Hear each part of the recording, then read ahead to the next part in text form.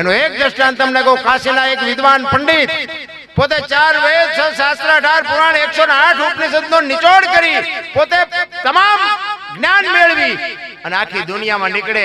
અને તેથી રાજાશ્રીનો જમાનો અને રાજા રજવાડામાં જઈ અને રાજાને એમ કે મારી સામે કોઈ સત્સંગ કે જ્ઞાન માટે મારી સામે કોઈને બેહાડો, જો મને હરવી દે તો મારી પાસે આ જે સોનાની ગાયું છે જીતીને લાવ્યો છું તમને દઈ દેવાની, અને જો મને ન હરવે તો તમારે એક મને સોનાની ગાય દેવાની. આવું નક્કી કરી અને એક પંડિત બાપુ કાશીમાંથી નીકળે અને રાજા રજવાડામાં બધે ગાયું જીતતો આવે અને જામનગર સ્ટેટમાં આવ્યા.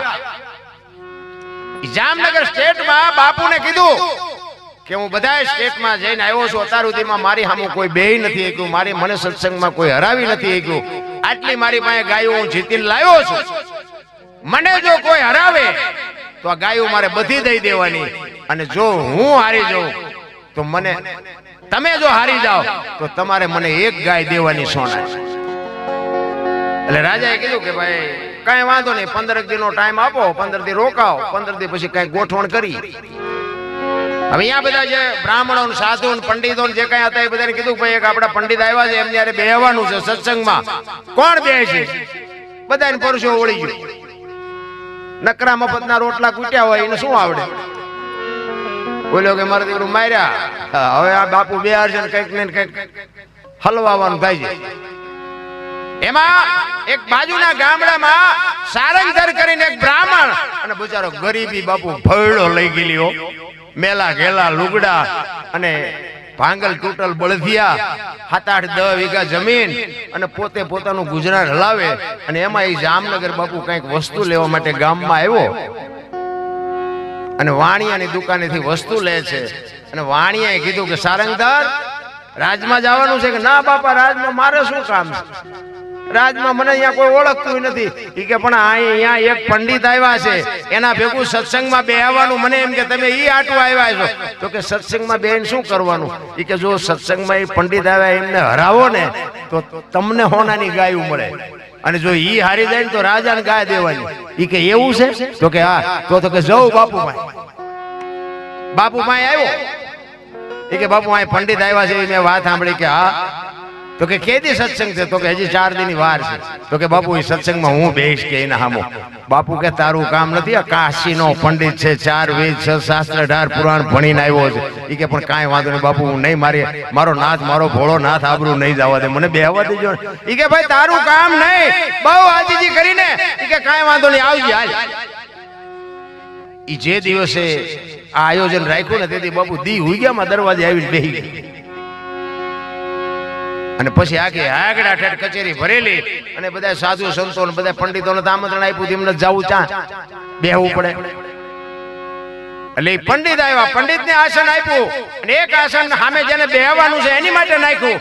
આ બાજુ રાજા બેઠા, પ્રધાન બેઠા, બધા સૈનિકો બેઠા, આખી કચેરી આગડા ઠેઠ ભરી છે. અને પછી પંડિત કહે છે બોલો બાપુ, મારા સામે કોણ બેસે? અને સારંગધર બાપુ આમ તરત ઉભો થયો. કે બાપુ હું. બાપુ કે આ મારી આબરૂના કાંકરા કરવા આવ્યો. એ કે બાપુ નહીં, મારો નાથ આબરૂ નહીં જવા દે, મને બેહાડો. મને બીજા કોઈ તૈયાર નહોતા. બાપુ ને એમ થયું કે આ તો આ બેહવા દો ને જે થવું હોય છે થાય છે. એટલે બેહાડ્યો. પંડિત દાંત કાઢવા માંડ્યા. તમે મારી યાર સત્સંગ કરશો? એ કે હા બાપા, જેવું આવડે એવું કરીશ. એ કે હું પૂછીશ ને એનો તમે જવાબ નહીં આપી શકો, પણ તમે મને પૂછો. કે હું પૂછું? તો કે હા. ઘડીક રાજા આમું જોવે, ઘડીક પંડિત આમું જોવે. પછી રાજા કે બોલ. એ કે બાપુ એક સાખી કહું, સાખી. એ કે આમાં સાખી બાખી નો જવાબ દેવામાં તો આ પંડિત છે એને કાંઈ વાર ન. પણ કે બાપુ એક સાખી બોલું, જો એ જવાબ આપી દેતો. એ કે બોલ. એ કે આડી વાગે ઊભી વાગે કાપી નાખી, બાળ્યા પછી બોલે નહીં, સારંગધરની સાખી. આનો જવાબ શું? પંડિત કે ફરીને કહો તો. એ કે આડી વાગે ઊભી વાગે કાપી નાખી, બાળ્યા પછી બોલે નહીં, સારંગધરની સાખી. સક્રિય સડી ગયા હો પંડિત. એ કે હારું વેદમાં નથી આવ્યું, પુરાણમાં નથી આવ્યું. અને સારંગધર મનમાં કહેતો હતો મારો બિલેશ્વર વાળો દાદો એક જાણે ને હું જાણું, તારે મથવા મથજો બેટા મારા જડે તો તને. ઈ કે બીજી વખત કયો તો ઈ કે લખી લેવું લખી લ્યો, બીજી વખત નહીં કહું. આડી વાગે ઊભી વાગે વાગે કાપી નાખી બાળ્યા પછી બોલે નહીં, સારંગધરની સાખી લખ્યો તો લખી લ્યો. તમારી પાસે આનો જવાબ ન હોય, આ સારંગધર એક બ્રાહ્મણનો દીકરો કહું છું. પંડિતને પરસ્યો વળી ગયો. આખી કચેરીમાં બાબુ તાલીઓ સીટીઓ પડકારા દેકારો બોલી ગયો. ઓલામનું અભિમાન હતું ને તો બાપુ ચા જોઈ ખબર જ ન રહી. બે હાથ જોડીને બાપુને કીધું, બાપુ હું હારી ગઈ, આ ગાયું બાપુ બધી તમારી, પણ એક વાત તમને આદેશ કરો કે આ તમારા મહારાજને એટલું તો કયો કે આ સાખીનો જવાબ શું.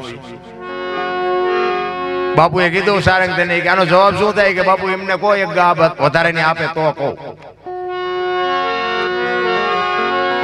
પંડિત ને બાપુ વાટ્યા હોય તો લોહી નો નીકળે એવા કહીને કે ઈ અત્યાર સુધી બધી એક એક લેતા આવ્યા હતા, આપણે એક લેવી જ છે ને, એમાં શું?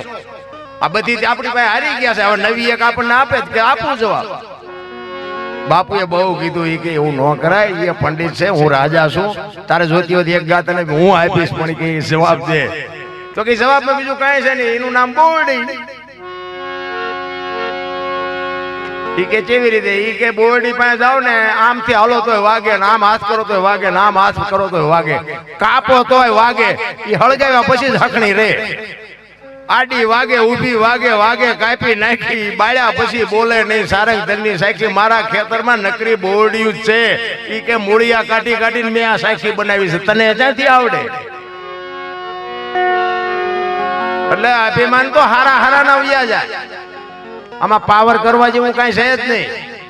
તમને મને ઈશ્વરે જે બાપુ આના એક માણસનો અવતાર બનાવ્યો. હું તો એમ કહું કે આ જો 84 લાખ યોની છે એવું કહે ને, 84 લાખ જીવ છે, એમાં દાંત માણા એક જ કાઢી શકે. બોલો બીજા કોઈ જીવ દાંત કાઢતા તેમ ભાર્યા?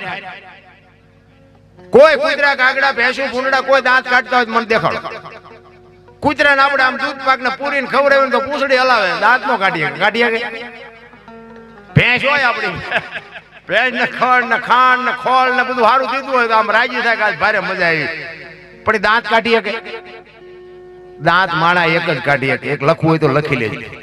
તો માણા એક જ અઠી મણ ના લઈને ફરે બોલો, એટલે પણ માણા તું એક જ છો, તું તો એક મોટું મરકાય. ઈ કાઢતા નથી. અરે એવું ઊંધું હાલ્યું છે. આપણે એમ તો ખરું કોની પાસે જઈને વાત કરી.